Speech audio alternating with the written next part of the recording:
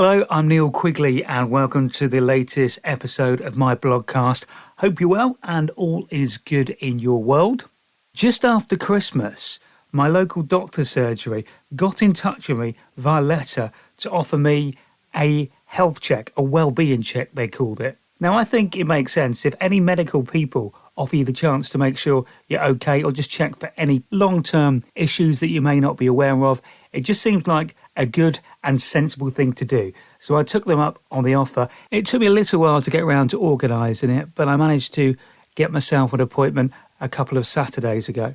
Now, I was a little bit confused. It did appear like it had been slightly downgraded because the letter suggested I'd have one appointment with some blood tests and a second appointment where basically they'd go through the results and talk to me about a few other bits and pieces. So I booked the one appointment. I turned up for this just expecting the blood tests. Obviously, they've reworked the way they do it slightly and now streamlined it down to one appointment. Here's what happened. I arrived. The nurse, who was very lovely, sat me down and we just went through a list of the standard questions: diet, exercise, alcohol consumption, the normal. And then they measured my height and weighed me, none of which were much of a surprise. They were both exactly what I expected. Well, the height was, obviously. And then for cholesterol now, they don't have to do a blood test. They developed a new procedure where all they need to do is basically just take some blood from a prick in your finger. And then they've got a machine where they take the blood, the little amount they've got on a swab, run it through the machine, and they can work out your cholesterol level through that. So it only takes like a couple of minutes. As it turns out, my cholesterol is perfectly fine. It's nowhere near a dangerous or concerning level, thankfully. I mean, I do try to eat quite well. I am celiac, so I've got a fully gluten-free diet, which by default can be a bit healthier, only because sometimes it's harder to find items that are made of pastry and cakes and that sort of thing. So you generally do eat a bit less of those sort of things. Also as well, since the age of 30, I have made a conscious effort to try and eat as much fruit and veg a day as possible. So generally, the diet's okay. Now, from the questions and the result of the cholesterol test itself, they work out a overall percentage, an overall score that you get. And then they work out whether you need to do some work on your diet. Might need further tests. They might spot an issue. I was quite pleased because I was just 2% above what is the national average for someone my age. I thought that was pretty good going. I'll take that. I'll accept that. The nurse was perfectly happy. There were no issues. The whole thing only took about 20 minutes. Just good to know where you stand on the cholesterol front and how your general health is and how your diet's doing. Because cholesterol, I believe, it can affect your blood pressure, which obviously you don't want that getting too high and that can lead to other problems. It's all kind of interconnected. So I was pleased with that result and I didn't have to go back for a second appointment. It was all very quick, simple, straightforward and easy. And all I know is I need to continue with what I'm doing and maybe, just try a little bit harder. Eating nuts is quite good for keeping cholesterol down and they're very healthy for you. I need to do that. Mind you, I knew I needed to do that the last time I had one of these appointments about 6 years ago. I'll try a bit harder this time, but all is fine. If you get offered the opportunity to do it, I say take it. It's worth it, just to be on the safe side, a bit of extra peace of mind. I am hugely into music and have been for as long as I can remember. I remember every single car journey. My parents would have their cassettes on or the radio on. I grew up listening to music. I worked in music radio for 20 years presenting daily radio shows. Massive fan of music. I'm not such a big fan of films. However, if there happens to be a film that contains music, and particularly it's a film about a real-life music star or group, as there have been quite a lot of them over the last 5 years. Bohemian Rhapsody, the Queen story, Rocket Man, Elton John story. I went and saw the Aretha Franklin story last year. And of course, Baz Luhrmann's Elvis film.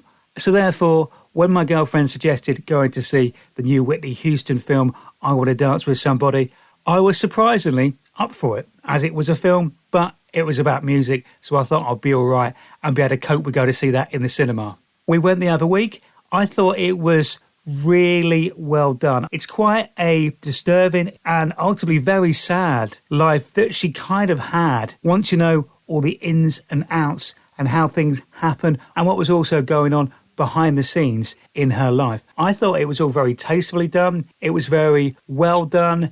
They recreated all the big moments from her career and did it really, really well. Naomi Ackie was fantastic, I thought, as Whitney. You would have no idea that she was British.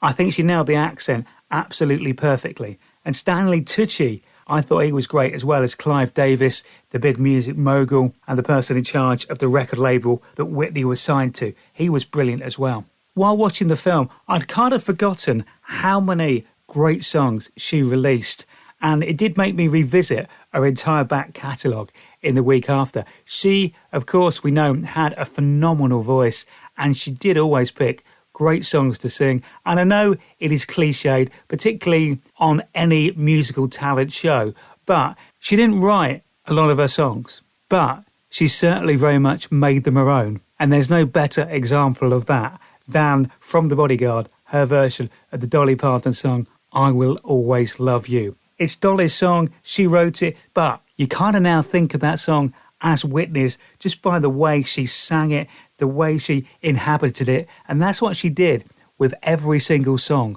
that she released or chose to sing, even, as it turned out, the American national anthem at the Super Bowl. As I've kind of touched on, they dealt, I thought, very gracefully and respectfully with the way things sadly ended for her in those very tragic circumstances. But it seems an odd thing to say, because we all know how it ended, but it was a very enjoyable film, and I thought a nice celebration of her life. If you're into 80s and 90s music, it's well worth a watch. If you like music, films, and like to find out about an artist's life and discover things you didn't necessarily know, again, well worth a look. I enjoyed it, and I'd certainly recommend going to see it, or maybe waiting until it's out on one of the many streaming services so you can watch it in the comfort of your own home as well.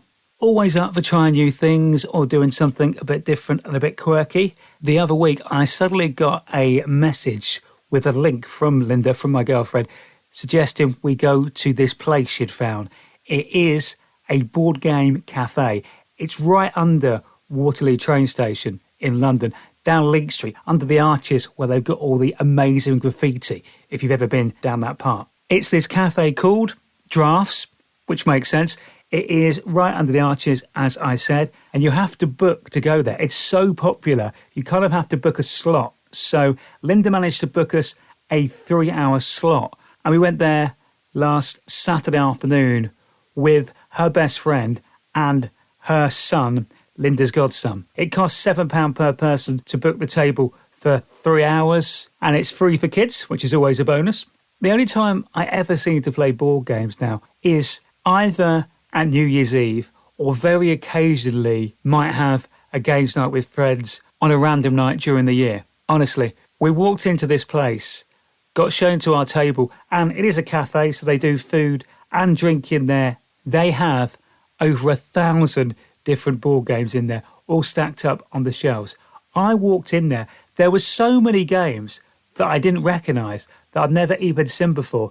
There seems to be, and I'm not sure how I missed this as a massive Star Wars fan, but I must have spotted at least 6 different Star Wars related or Star Wars based games, none of which I've ever played. And sadly, we didn't really get around to playing any of those this time. There's just too much choice.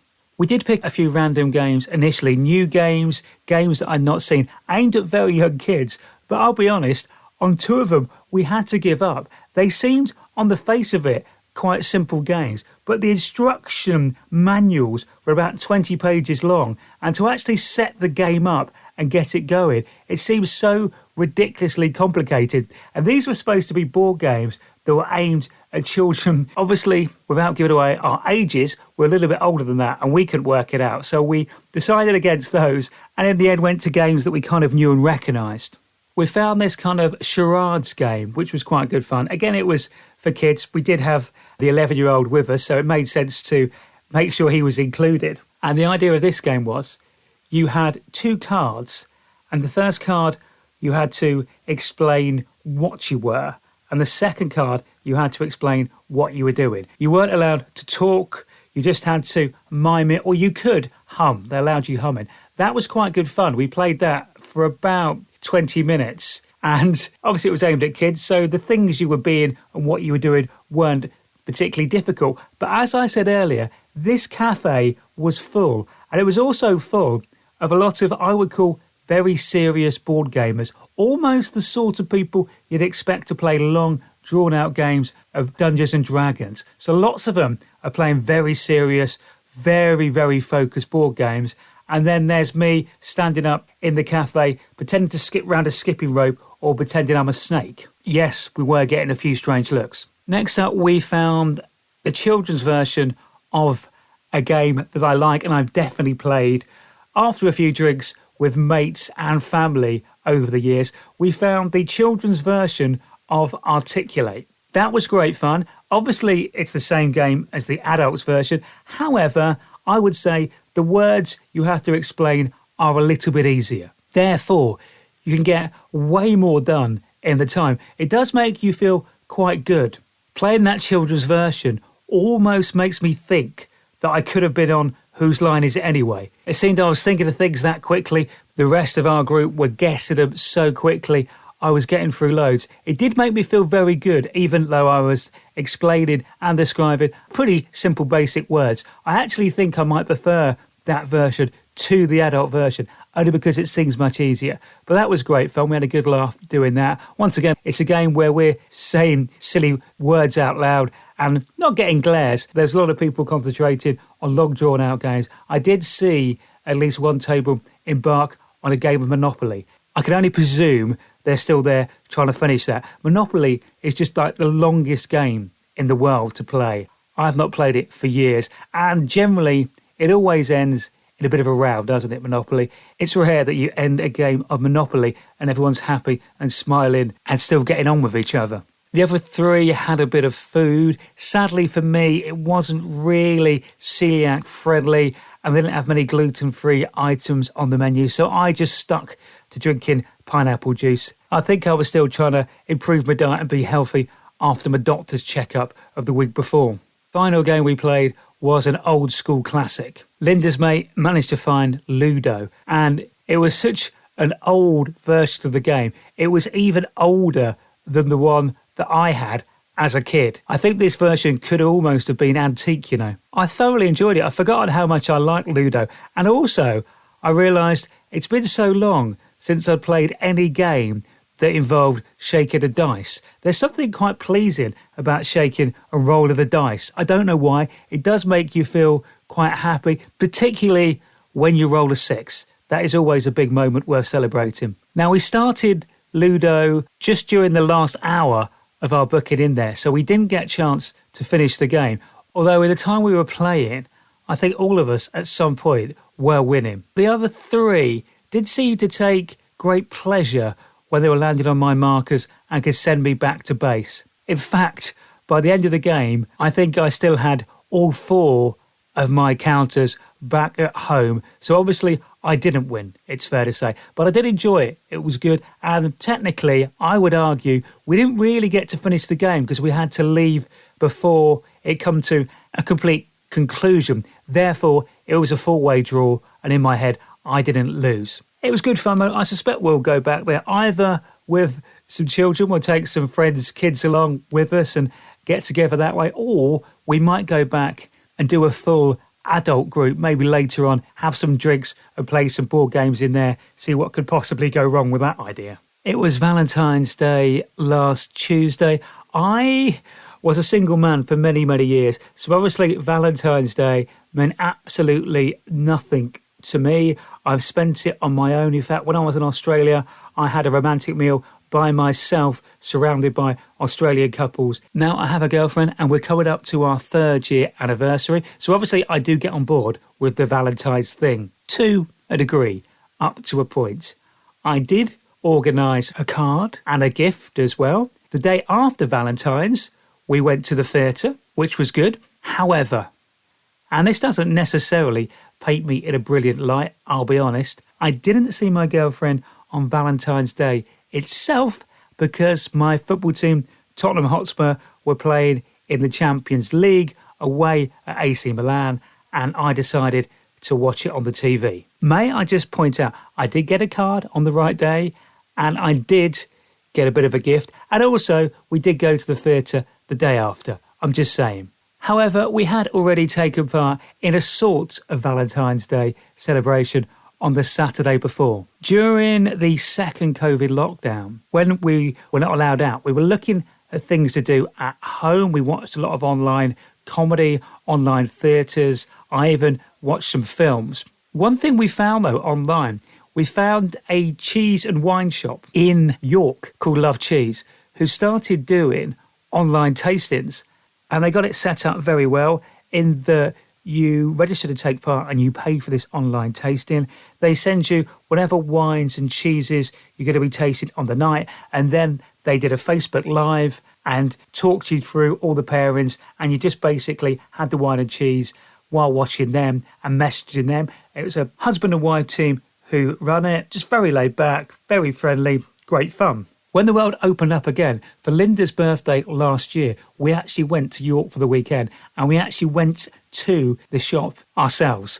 We paid it a visit in person and it was as brilliant as we thought it would be. The cheese was great, the wine was great, we had a great time. Anyway, last Saturday, Linda booked us the Bubbles and Brie online tasting. As ever, it was organised perfectly. They'd sent in advance the 2 bottles of fizz that we would be having as part of the tasting and the 6 different cheeses. Linda is very, very good at organising these things. She has all the kitchen equipment you'll need, cheese plates, cheese knives, everything you can imagine, a tray for drinks. So she set everything up brilliantly on her kitchen table. I got my tablet ready and set up to Facebook, so we're all good to go. Tasting started at 8 p.m, so we logged on to the Facebook and they just do a bit of messing about at the start, really. They'll just say hello to a few people who message in. They just talk for a bit to give everybody a chance to log on, make sure they've got everyone there who's ready to watch and get involved.